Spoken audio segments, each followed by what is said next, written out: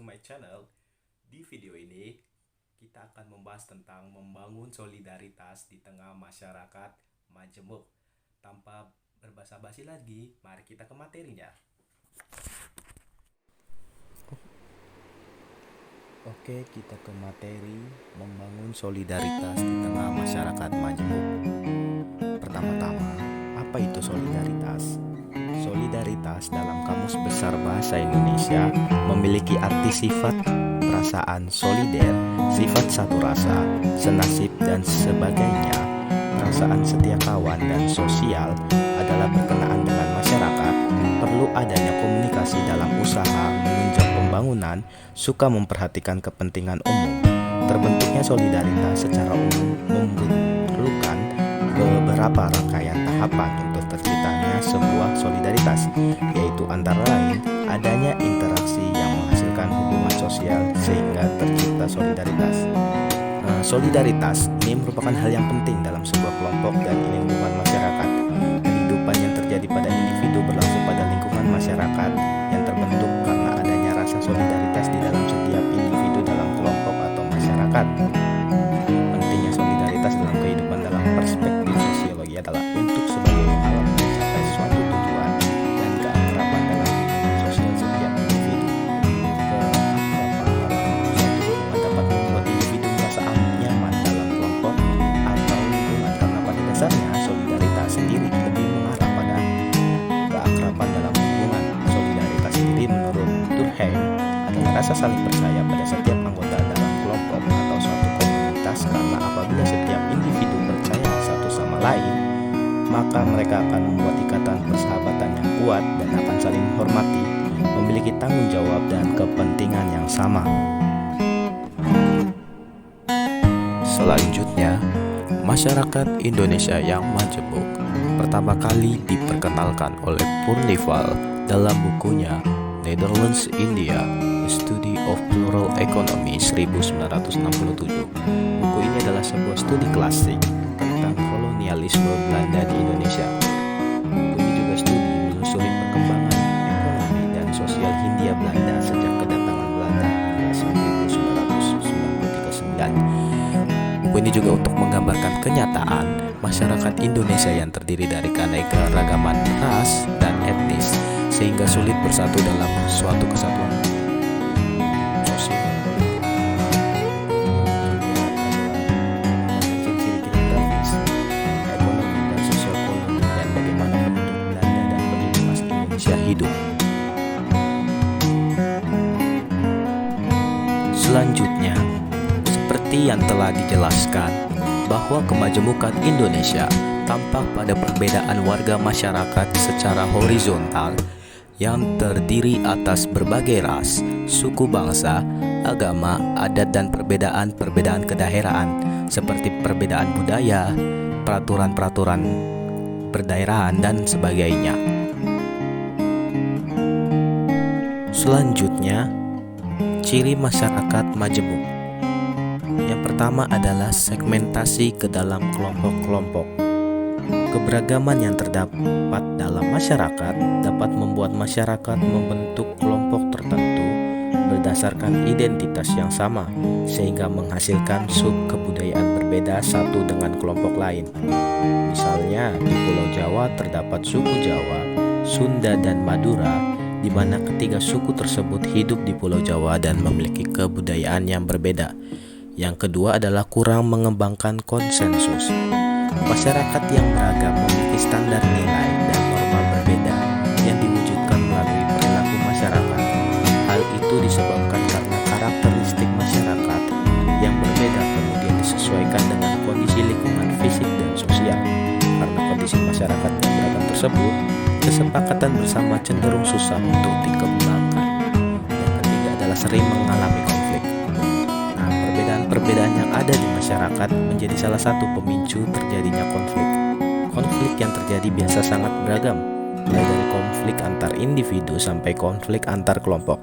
Hal ini bisa disebabkan oleh minimnya toleransi satu sama lain, baik antara individu maupun antar kelompok. Yang keempat adalah integrasi sosial atau paksaan. Jika masyarakat multikultural multikultural bisa terkoordinasi dengan baik, maka integrasi sosial sangat mungkin terjadi. Akan tetapi, integrasi sosial di masyarakat timbul bukan karena kesadaran, melainkan paksaan dari luar atau dari luar kelompok. Contoh, aturan tentang anti diskriminasi dalam penggunaan fasilitas publik.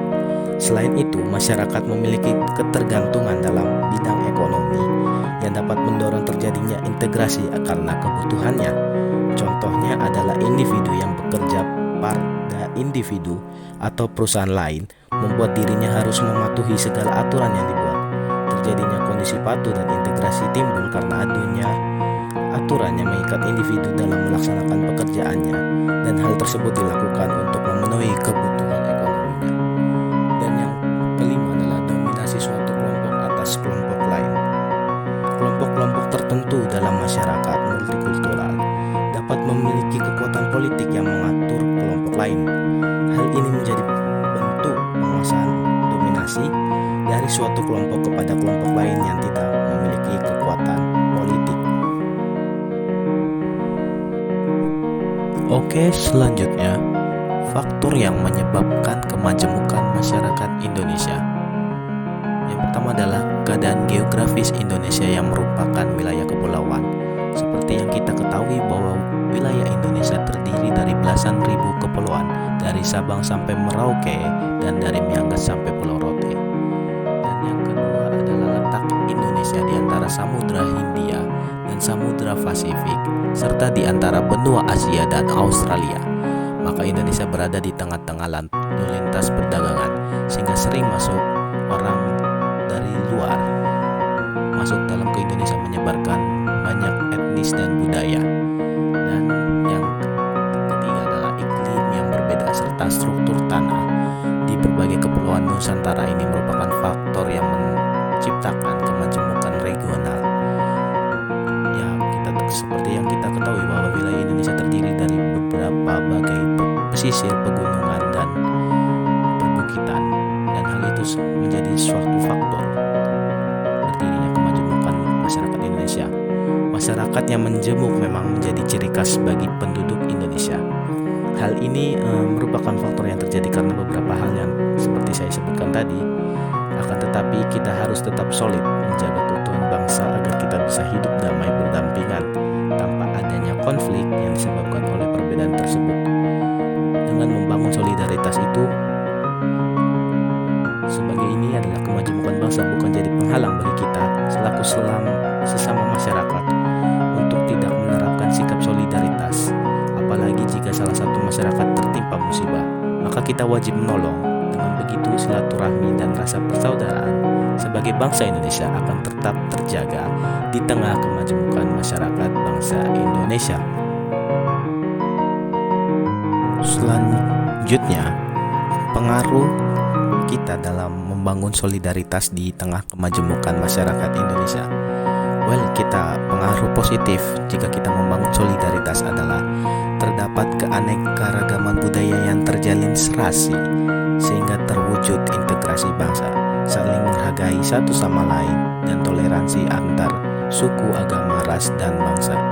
Dan jika tidak ada rasa membangun, kita akan terkena pengaruh negatifnya, yaitu munculnya sikap primordialisme secara berlebihan, terlalu mengagung-agungkan suku, agama, ras, antar golongan yang berdampak buruk dan mewarnai interaksi sosial, sehingga muncul integrasi atau konflik sosial. Dan dari kesimpulan di sini adalah bahwa solidaritas sangat penting di dalam kehidupan kita sehari-hari. Kita harus menjaga dan melestarikan rasa solidaritas. Solidaritas adalah rasa kebersamaan yang terjalin di dalam kehidupan kita sehari-hari. Solidaritas terhadap solidaritas terhadap teman maupun keluarga ataupun di lingkungan masyarakat. Oke, sekian dari video presentasi kali ini. Terima kasih yang sudah menonton video ini sampai habis. Kiranya teman-teman bisa mengaplikasikan materi ini dalam kehidupan sehari-hari teman-teman di tengah masyarakat. Sekian dari video ini. Terima kasih sudah menonton.